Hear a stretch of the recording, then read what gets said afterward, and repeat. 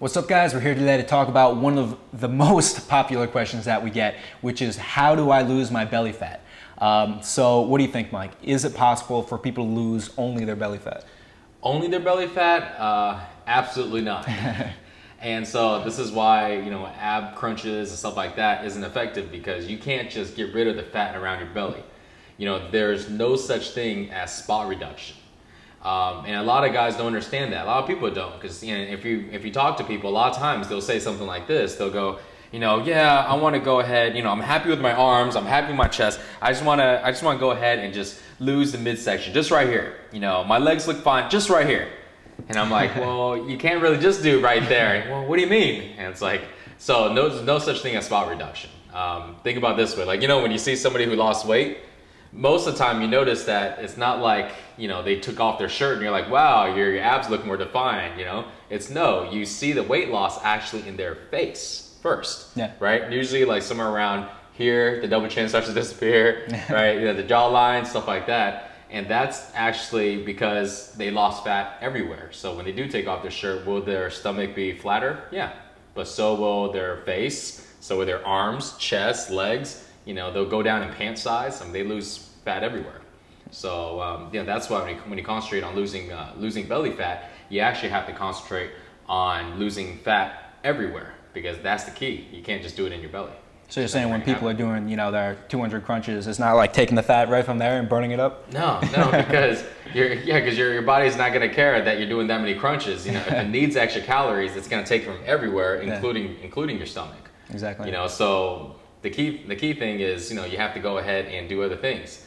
Our bodies weren't, made to look like fitness models. That's not our body. That's not what we were designed to do. Our bodies were designed for one thing: survival, to live.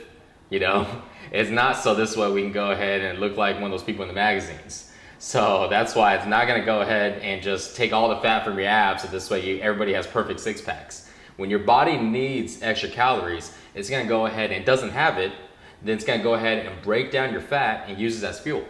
And vice versa. If your body doesn't need the extra calories, it's not going to break down anything, especially if it has a lot of extra food. So that's why if you want to go ahead and lose belly fat, you got to actually worry about forcing your body to burn extra calories and to go ahead and need those extra calories. So this way your body has no choice but to go ahead and break down the fat in your stomach, but also in your arms, face, and everywhere. So not only do you get a lean, midsection, but you get a lean and ripped body in your entire body. And that's the key. Exactly, yeah. And I think, probably one of the most pervasive myths, but that's a really important truth you have to accept if you want to lose your belly fat. So let's talk about how do people really lose their belly fat and all the other fat in their body? What's the key to that? You got to drive up the metabolism in your body. You got to force your body to need to use up more fuel.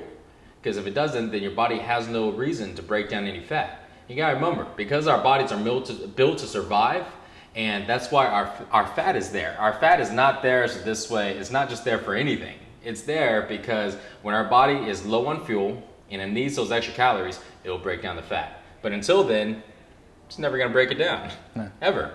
So what do? You have to go ahead and force your body to do that. And how do you do that? Well, you do that by increasing your metabolism. That's why there's all this ring about how metabolism is so important, because the metabolism is basically our way of explaining why our body needs to go ahead and burn up more calories. That's kind of our way of gauging that. So we have to increase our metabolism. And there's a few ways to do that, right? Yeah. First one is the way you lift. Heavy compound movements. Dan does those all day long. He may do one exercise, probably burns a lot more calories than when I see somebody does like 3 exercises. Why? Because he's using heavy weight, he's using compound movements, so this way he's forcing multiple muscle groups to do work at one time. Think about it this way. Think about somebody who's exercising, right? And they use like one muscle group, okay? Or let's say they use 2 muscle groups. Versus, let's say if Dan's exercising and he uses 5 muscle groups, okay? And so you may do one exercise that uses 2, and Dan does exercise that does 5. Well, who's doing more work? Somebody who's using 5 muscle groups at one time, or somebody who's only using 2? Of course, the 5. So what happens? If your body does more work, it needs more calories. If it needs more calories and they ate the same amount of food, exactly identical, well, guess what? Where is Dan's body gonna get those extra calories from? Has to break down his fat, which is why he's so lean, because is forcing his body to do that. Somebody else who didn't do that uses only 2 muscle groups, their body has just enough calories that they don't need to break down any body fat. Why? Because their workouts are not intense enough. They're not going heavy enough. They're not forcing their body to need those calories.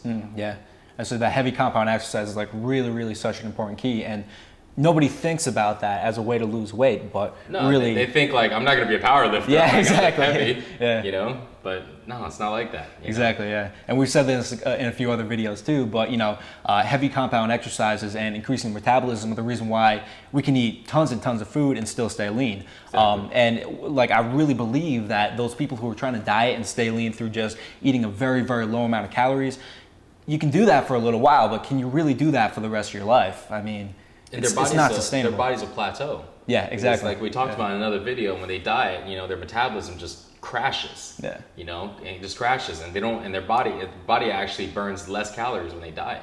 So at the end, remember, our main goal here is to force our bodies to burn more, not less. So it's a catch-22. It doesn't work that way. Exactly, and this has been like one of the most important things he taught me. Once you increase your metabolism, very easy to become lean, and you don't have to stress about your diet so much, which is great. Yeah, another key thing to do is to increase your metabolism is keeping your rest times short. So now this is very tricky, because when guys lift heavy, they think, well, I'm gonna go ahead and lift heavy, then I'm gonna sit here and relax for like 3 to 4 minutes, right? So I can get all my strength back, because they're still thinking like a power lifter, right? The main goal is to go ahead and push all this weight. No, the main goal is to go ahead and force your body to use as much calories as you can. So when you lift heavy, that's why you're forcing your muscles to do more work, burns more calories. But when you go ahead and decrease your rest times and make your rest times so short, what you're doing now is you're making your muscles have to work even harder, because your muscles worked hard and used up a lot of energy. And before you're able to go ahead and reload all the energy and recuperate all the way, you go ahead and do another set, keeping your rest times very low, and I mean anywhere from about 15 maybe to about 20 seconds. But at the same time, you're still lifting heavy. Yeah. So your rep range may start to drop down pretty quickly. It's okay just as long as your form is okay. So you do that, force your muscles to do more work, shorter amount of time. That also keeps your heart rate super high, which also burns more calories. And those two things are the key, when it comes to increasing your metabolism. Exactly, yeah.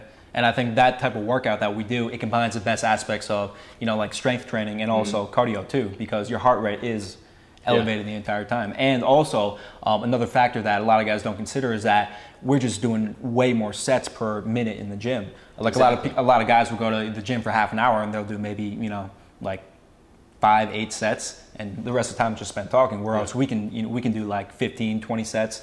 Sometimes we do drop sets like back to back. So you're just doing more work per minute in the gym, so you're gonna get more results. Yeah, that's actually a really good point. Sometimes when we don't have a lot of time, we got literally 10 minutes, 12 minutes to go ahead and work something because we got to go. You know what? We still actually can get almost a full workout in like 10, 12 minutes. Yeah. You think about it, the way the rest times are set up, in about 12 minutes, I can actually get in about 9 sets. Yeah. That you can work your chest, you can work your biceps, you can work a whole muscle group.